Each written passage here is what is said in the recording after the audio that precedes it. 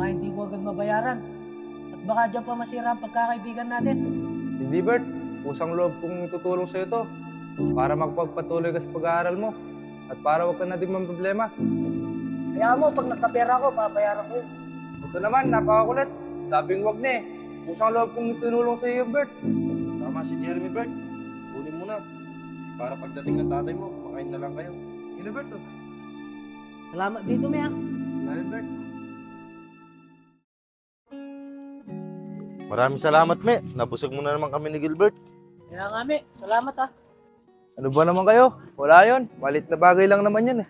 Ikaw talaga lagi lumuluto sa kagutuman namin. Basta wag lang kayo mahiyang magsabi sa akin pag kailangan nyo ng tulong ko. Kung matutulungan ko naman kayo, kahit hindi ako tutulong, di ba? Dok, napapait talaga ni Jeremy, no?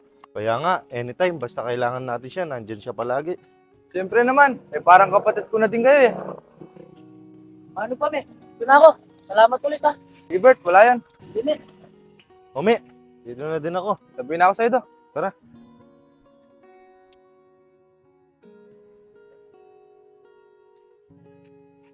Oh, Do. O, Me, ikaw pala.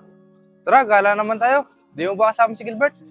Naku, Me, mukhang di lalabas ngayon yun. May problema ata siya. Ano naman problema niya to? Baka hindi daw siya makakapag-aral ngayon. Ako, di ba sabi ko naman sa inyo, kung kailangan nyo ng tulong ko, kung kayo mahiyang magsabi.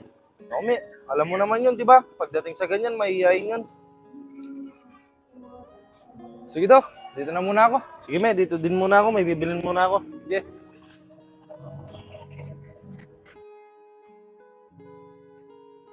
Bert! Oh, Me. Ikaw pala. Pasensya na muna ngayon, Me, ha. Hindi muna ako makakasama sa inyo dalawa ni Mando. Hindi Bert, pwede ba kita makausap? Tungkol saan naman, Me? Sinabi na sa akin ni Mando na may problema ka.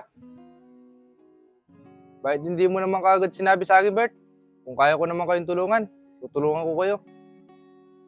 Pasensya ka na, Me, ha. Pagdating kasi sa financial, nahiya akong manghiram, eh. Ano ka ba naman, Bert? Hindi ka naman iba sa akin eh. Pero, Me, iba pa din pagdating sa pera. At alam mo naman, baka hindi ko agad mabayaran. At baka dyan pa masira ang pagkakaibigan natin. Hindi, Bert.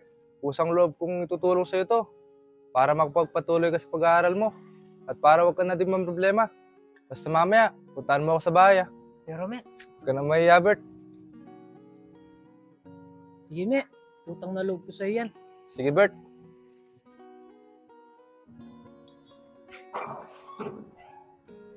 Me! Oh, Bert, ikaw pala. Me, salamat, ha. Nakapagpa-enroll na pala ako. Kaya mo, pag nagkapera ko, babayaran ko yun. Ito naman, napakakulit. Sabing wag na eh. Kusang loob kong tinulong sa iyo, Bert. Pero, Me, alam ko, pinaghirapan ng mga magulang mo yung perang yun. Hindi ka naman iba sa akin, Bert eh. Nakaalam ko yung sitwasyon ng buhay mo. Napakabait mo talaga, Me. Salamat talaga, ha. Wala yun. Basta, Bert, pangako mo sa akin ha. Pagbutihin mo yung pag-aaral mo. Oo, Me. Pinapangako ko. Salamat talaga, ha. Sige, Bert. Aasahan ko yan. Oo, Me. Sige na. Dito na ako. Uwi muna ako. Sige, Bert. Mukhang napakasarap na niluluto mo, Bert ha. Di naman, Me. Nagluluto lang akong nilagang itlog. Do, Me. Mamaya, basketball naman tayo. Mukhang masaya yan ha. Kaya nga, medyo matagal-tagal na din akong hindi nakakapaglaro. Ako, susulitin ko lang kasi may pasok na ako sa Lunes. Sige, sulitin na natin. Panigurado, magiging busy na si Gilbert niyan eh. Kuya Bert, Oh, Tos, ano? kuya, wala na pala tayong bigas. Di na ako makakapagsayang. Mamaya ka na lang pala magsayang, Tos. Hintayin na lang natin si tatay. Pero kuya, panigurado, pag uwi ni tatay, gutom na gutom yun. Bert, ito, bili ka muna. Kahit ilang kilo lang. Huwag na, Me. Hintayin na lang namin si tatay. Sahod naman niya ngayon, eh. Pero Bert, panigurado, pagdating ng tatay nyo, pagod yun. Kaya mas maigi na may luto para kakain na lang siya. Huwag na, Me. Mabilis lang naman magluto, eh. Tsaka nakakaya na sa'yo. Dahil mo ng tulong, eh. Sige na Bert, kunin mo na. Huwag ka na maya. Tama si Jeremy, Bert. Kunin mo na. Para pagdating ng tatay mo, kumakain na lang kayo. Sige na Bert, Salamat dito, Me, ha. Wala yan Bert. Oh, Tos, bili ka na para makapagsayang ka na. Sige po kuya.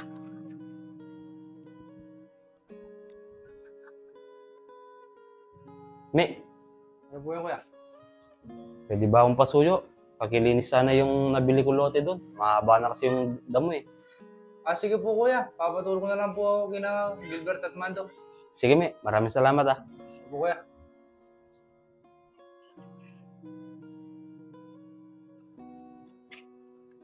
Oh, Mando! Ano yun, me? Pumasok na ba si Gilbert? O, me, excited nga yung pumasok eh. Ganun ba? Sige, baka Sabado na lang, yung walang pasok si Gilbert. Bakit? Ano ba yun, me? Papasuyo kasi si kuya. Pinapalinis niya yung nabili niyang lote. Mahaba na daw kasi yung mga damo dun eh. Kailan yan, me? Para matulungan din kita. Bukas na sana to. Kaso, may pasok pala si Gilbert. Kaya Sabado na lang, para kasama natin siya. Oo, sige, me. O, paano ba? Tid ko muna sa bahay saglit to. Sige to. Classmate, grabe naman si Sir, no? Kakapasok lang natin, may group activity na agad. Oo nga, classmate. Akala nyo gagawin nyo sa inyong classmate. Napag-usapan namin Sabado at Linggo. Pares lang pala tayo. Sabado, linggo rin yun sa amin. Sayang, hindi kita naging ka-group, no? Oo nga, paano classmate? Dito na ako. Sige, classmate, dito na din ako. Sige. Nandito na kaya si Gilbert to? Andyan na yan. Bert! Oh, Jeremy, Mando. Bert! Basta naman yung klase mo eh. Okay na kami. Kaso kakaumpisa pa lang ng klase, may group activity na agad. Dito, pasok muna kayo. Okay lang yung Bert. Buti nga, group activity, hindi individual eh. Oo nga, okay na din yun. Nga pala Bert, sa Sabado, tulungan mo kami. May nabili kasing lote si kuya doon. Pinapalinis niya. Sa Sabado? Oo, sana Bert. Di ba? Sa Sabado at Linggo ka lang walang pasok para matulungan mo kami ni Mando. Naku, me, pasensya ka na. Sa Sabado at Linggo kasi namin gagawin yung group activity namin. Ay, ganun ba? Tayo na lang, me. Total, wala din naman akong ginagawa. Tsaka importante naman yung gagawin ni Gilbert eh. Sige do. Pasensya na, me, ha. Okay lang yan, Bert. Sige na, dito na muna kami. Tara to. Sige, me.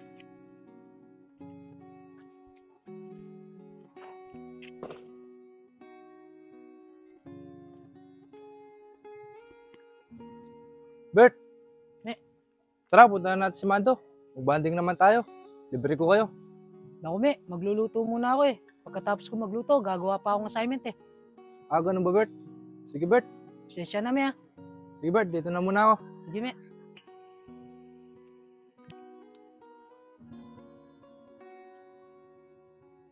Naku, oras na.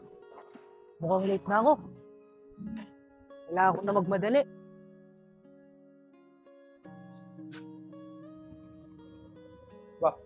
Bukas yung Gilbert yun ah. Bert! Di mo lang ako pinansin ah. Papansin ko, Bert. Nag-iiba ka na. Akala mo naman, hindi galing sa akin yung pinang-enroll mo. Mamaya, kakausapin kita.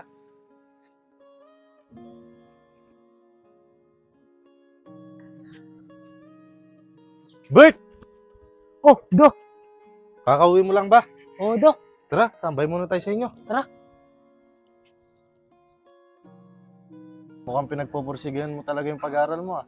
Oo, do. Marami kasi akong pangarap sa buhay eh. Tama lang yan, Bert. Hindi naman masamang mangarap eh. Kaya nga, do eh. Basta sipagan mo lang lagi yung pag-aaral mo, Bert. Lahat ng pangarap mo, panigurado, matutupad yan. Oo, do. Lagi ko sisipagan. Bert! Tama yan. Oh, me, dito, pasok ka. Bert! Grabe ka, no? Akala mo naman, di sa akin galing yung pinag-enroll mo. At parang hindi kita tinulungan. Bakit, me?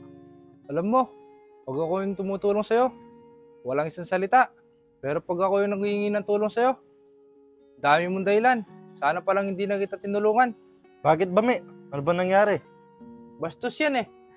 Tinawag ko siya kanina, hindi mo lang ako pinansin. Akala mo naman, hindi galing sa akin yung pinag-enroll niya. Pasensya ka na, me, ha. Nagmamadali kasi ako. Late na ako. Tsaka alam mo, kaya hindi kita pinansin. Sinabi na sa akin ni Mando.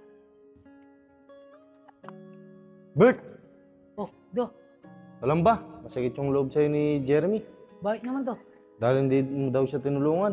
Pag daw kailangan mo siya, agad nandyan siya. Diba sabi ko naman sa kanya na may group activity kami? Kaya nga, Bert eh. Alam mo ba, sinabi niya, kung di daw dahil sa kanya, hindi ka makakapag-aral.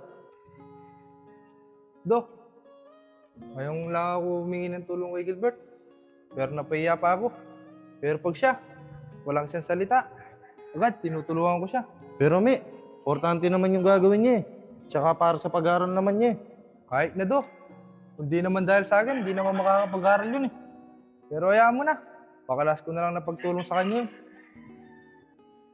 Oh, paano ba? Dito na ako. Sige do, mag-ingat ka. Alam mo, Me, kung tutulong ka, sana naman yung kusa, hindi yung isusumbat mo. Tsaka di ba, ikaw lang naman yung nagpupumilik na tulungan mo ko. Ito na nga ba yung sinasabi ko eh. Ito na yung sisira sa pagkakaibigan natin. Di ba, sabi ko naman sa'yo, huwag mo na akong pairamen o tulungan. Ikaw lang naman yung mapilit eh. Huwag ka mag-alala, Me. Pag nagkapera ako, babayaran kita para wala kang may sumbat. Oo nga naman, Mi. Tama si Gilbert. Kung tutulong ka din naman, sana yung kusa na. Hindi yung susumbat mo pag di ka na pagbigyan. Sensya ka na, Bert. Yung lahat ng naitulong ko sa'yo, isinumbat ko. Alam mo, Me, kaya hindi kita natulungan o hindi na ako nakakasama sa inyo. Dahil busy na ako sa pag-aaral ko. Gusto ko kasi makapagtapos. Marami kasi ako pangarap sa buhay. Sensya ka na talaga, Bert. Akala ko maganda yung ginagawa ko. Pero salamat dahil natauhan ako sa mga sinabi nyo. Hayaan mo, Me, pag nagkapera ako, babayaran ko lahat ng naitulong mo sa akin at babawi ako sa'yo para wala kang may sumbat. Hindi na kailangan, Bert. Okay na sa akin yun. Ang importante, makapagtapos ka ng pag-aaral mo. Naliwanagan na din naman ako eh. At sana, patawad mo ako. At sana matanggap mo pa rin ako bilang kaibigan mo. Okay lang yun, Me. Basta tandaan mo, huwag kang tumulong kung isusumbat mo din naman. Dahil ang pagtulong, kusang ibinibigay yan. Oo, Bert. Tatandaan ko yan. Maraming salamat.